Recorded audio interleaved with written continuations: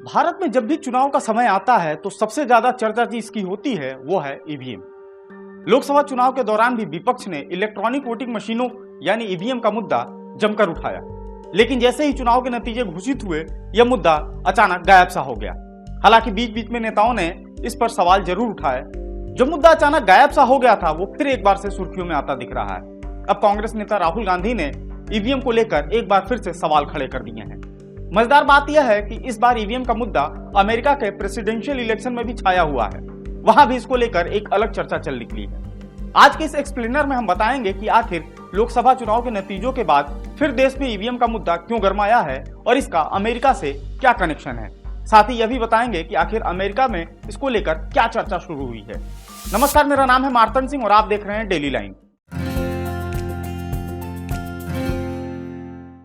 राहुल गांधी ने दुनिया के सबसे अमीर बिजनेसमैन एलन मस्क की एक्स पोस्ट को रिपोस्ट करते हुए एक अखबार का हवाला देकर कहा, भारत में ईवीएम एक ब्लैक बॉक्स है और किसी को भी इसकी जांच करने की अनुमति नहीं है। हमारी चुनावी प्रक्रिया में पारदर्शिता को लेकर गंभीर चिंताएं जताई जा रही हैं। जब संस्थाओं में जवाबदेही की कमी होती है तो लोकतंत्र एक दिखावा बन जाता है और धोखाधड़ी की संभावना बढ़ जाती है। राहुल गांधी ने अपनी पोस्ट में मुंबई की एक घटना का जिक्र किया है। इस मामले में मुंबई पुलिस ने ईवीएम को लेकर शिवसेना शिंदे गुट के सांसद रविंद्र वायकर के साले मंगेश पांडलिकर के खिलाफ केस दर्ज किया है। मंगेश पांडलिकर पर आरोप है कि उसने मुंबई के गोरेगांव चुनाव सेंटर के अंदर पाबंदी होने के बावजूद मोबाइल का इस्तेमाल किया था। इसके अलावा पुलिस ने पांडलिकर को मोबाइल देने के आरोप में चुनाव आयोग के कर्मचारी के खिलाफ भी मामला दर्ज किया है। इस मामले में पुलिस को नॉर्थ पश्चिम सीट से लड़ने वाले कई उम्मीदवारों व चुनावी आयोग की तरफ से शिकायतें मिली थी, जिसके आधार पर यह मामला दर्ज किया गया है। नॉर्थ पश्चिम सीट से रविंद्र वायकर दोबारा काउंटिंग होने के बाद महज 48 वोटों से चुनाव जीते थे, जिसको लेकर काफी विवाद भी हुआ था। आपको बता दें कि मुंबई उत्तर पश्चिम लोकसभा सीट में शिंदे गुट के उम्मीदवार रविंद्र वायकर और उद्धव ठाकरे गुट के अमोल कार्तिकर के बीच कांटे की टक्कर थी। कार्तिकर यह सीट केवल 48 वोटों से हार गए। उनकी पार्टी शिवसेना उद्धव ठाकरे गुट ने नतीजों को स्वीकार करने से इनकार कर दिया। उन्होंने एक बड़ा आरोप लगाया है। उन्होंने कहा कि शिंदे गुट के उम्मीदवार रविंद्र वायकर के रिश्तेदार ने अपने फोन से ईवीएम को कनेक्ट कर ओटीपी के जरिए उसको अनलॉक कर दिया और उसमें छेड़छाड़ की। 2024 के लोकसभा चुनाव में महाराष्ट्र में यह जीत का सबसे छोटा मार्जिन है। वहीं अगर एलन मस्क की बात करें तो मस्क ने अमेरिकी राष्ट्रपति चुनाव में इलेक्ट्रॉनिक वोटिंग मशीनों यानी ईवीएम से नहीं कराने की सलाह देते हुए एक एक्स में अपना पोस्ट किया था। उन्होंने सोशल मीडिया साइट एक्स पर लिखी अपनी पोस्ट में कहा, इलेक्ट्रॉनिक वोटिंग मशीनों को खत्म कर देना चाहिए। इसे इंसानों या एआई यानी आर्टिफिशियल इंटेलिजेंस द्वारा हैक किए जाने का खतरा है। हालांकि ये खतरा कम है, फिर भी बहुत ज्यादा है।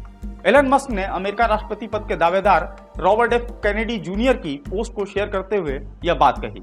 रॉबर्ट एफ कैनेडी ने अपने पोस्ट में शुरू में प्यूर्टो रिको में चुनावों के दौरान ईवीएम में गड़बड़ियों के बारे में लिखा था। दरअसल अमेरिकी राष्ट्रपति पद के दावेदार रॉबर्ट एफ कैनेडी जूनियर ने एसोसिएटेड प्रेस का हवाला देते हुए पोस्ट में लिखा, प्यूर्टो रिको के प्राथमिक चुनावों में इलेक्ट्रॉनिक वोटिंग मशीनों से जुड़ी वोटिंग की कई खामियां सामने आई हैं। अच्छा है एक पेपर ट्रेल था, इसलिए इस समस्या को पकड़ा गया और वोटों की संख्या को सही किया गया। ये तो रही बात अमेरिका की।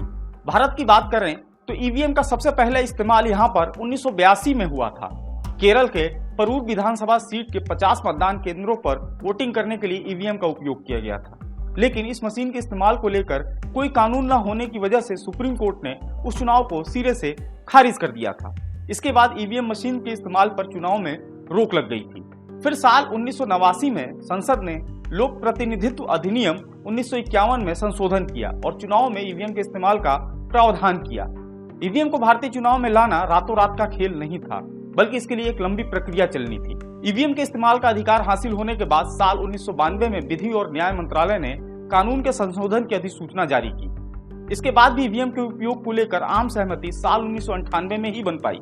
इस साल मध्य प्रदेश, राजस्थान और दिल्ली की 25 विधानसभा सीटों पर चुनाव कराए गए थे ईवीएम से।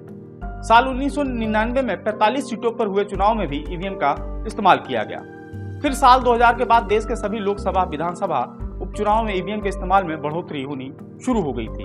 2001 में तमिलनाडु, केरल, पश्चिम बंगाल और पुडुचेरी के सभी सीटों पर ईवीएम से ही चुनाव कराए गए। 2001 के बाद 3 लोकसभा और 110 से ज्यादा विधानसभा सीटों पर ईवीएम का इस्तेमाल किया गया। 2004 के लोकसभा चुनाव में सभी 543 सीटों पर ईवीएम से वोट पड़े तब से ही हर चुनाव में सभी सीटों पर ईवीएम से वोट डाले जा रहे हैं। आज के वीडियो में फिलहाल इतना ही। आपको ये जानकारी कैसी लगी ये हमें कमेंट कर जरूर बताएं। साथ ही फॉलो करते रहे हमारे डिजिटल प्लेटफॉर्म डेली लाइन को।